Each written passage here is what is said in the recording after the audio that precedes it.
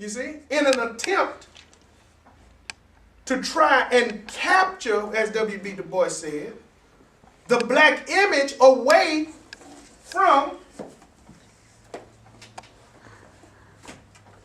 whites who were dressing in blackface. See, Jim Crow was a minstrel character. And what you had with minstrel shows, you had white actors putting on blackface and exaggerating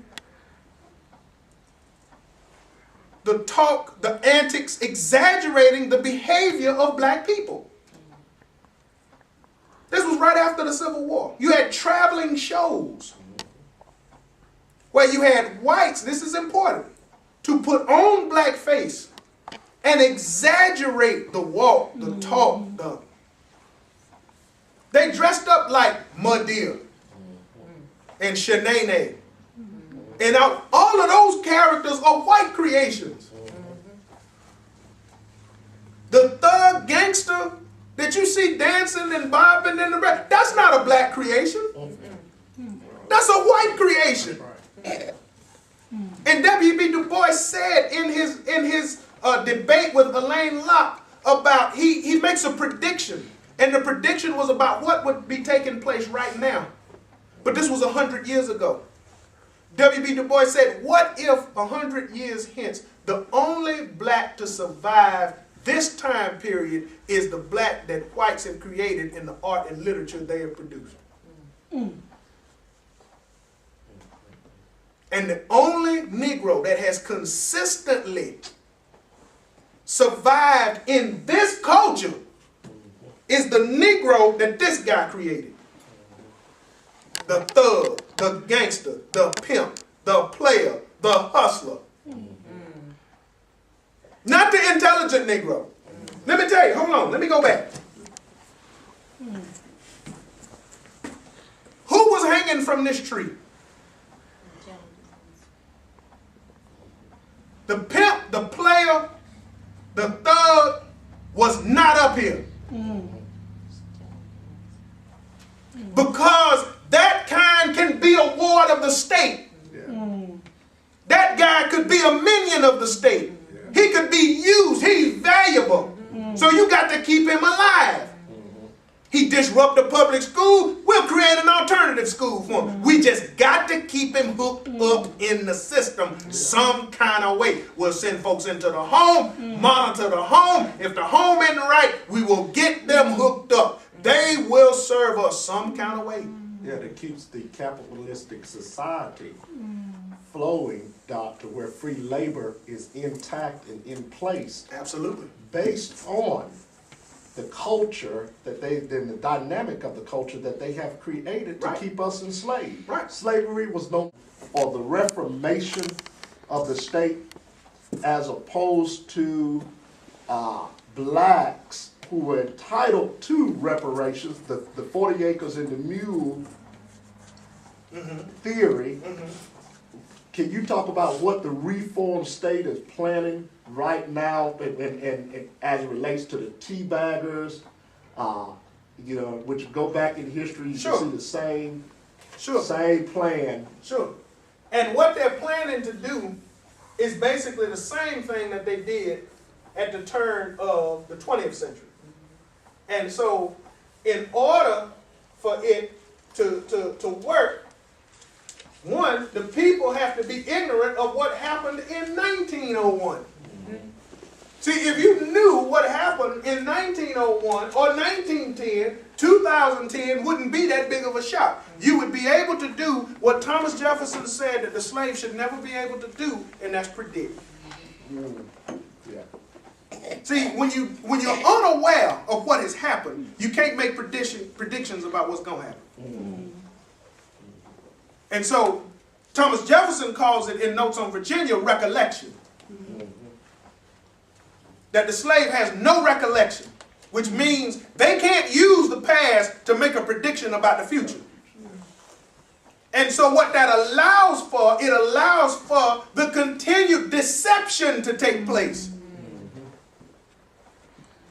If you don't know, people say it, but they don't know what they're saying. If you don't know your past, you don't know your future. If you don't know what people are capable of, they'll do it to you again. That's exactly right. And so the question was, what are the teabaggers doing now? And here again, the teabaggers is just a vanguard. See, when we talk about politics, here again, if you didn't create it, it's not for you. That's right. Okay? Now, you have left wing and you have right wing. Now, what difference does it make if you are a Tea Partier or a Planned Parenthood? What good is it if you're left wing or right wing if the bird you are flying on is a chicken? What difference does it make? None. It's the same bird, isn't it? That's right. It's the same bird. This group will do you in just as quick as this one if the whole dynamic is this.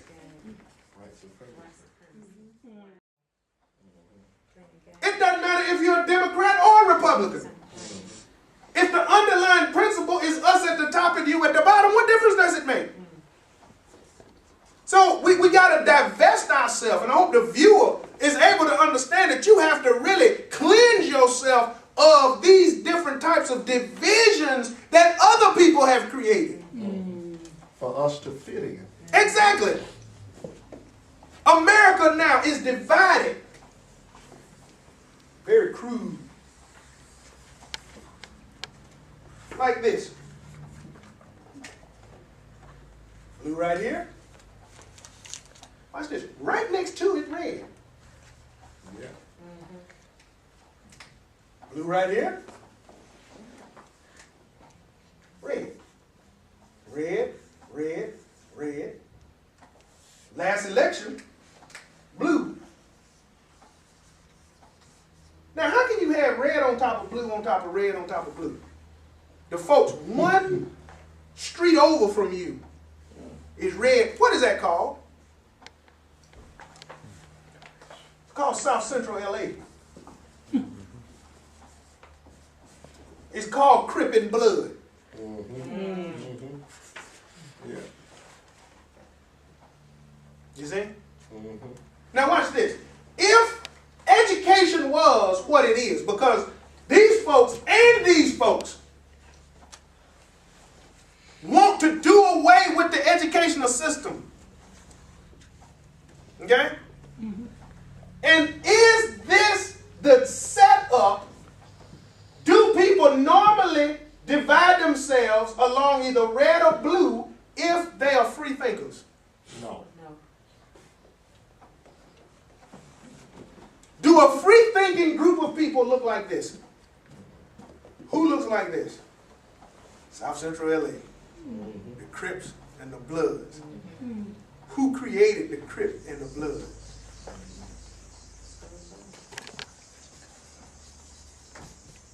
FBI. As a means of state maintenance. It's a technique that is born in Western culture. I have friends that were in the intelligence agencies. Yeah. One in particular I have lunch with very often. And he was a part of an office called counterintelligence. That's right. And what the counterintelligence people do is they go into a place and they began to sow seeds of discourse in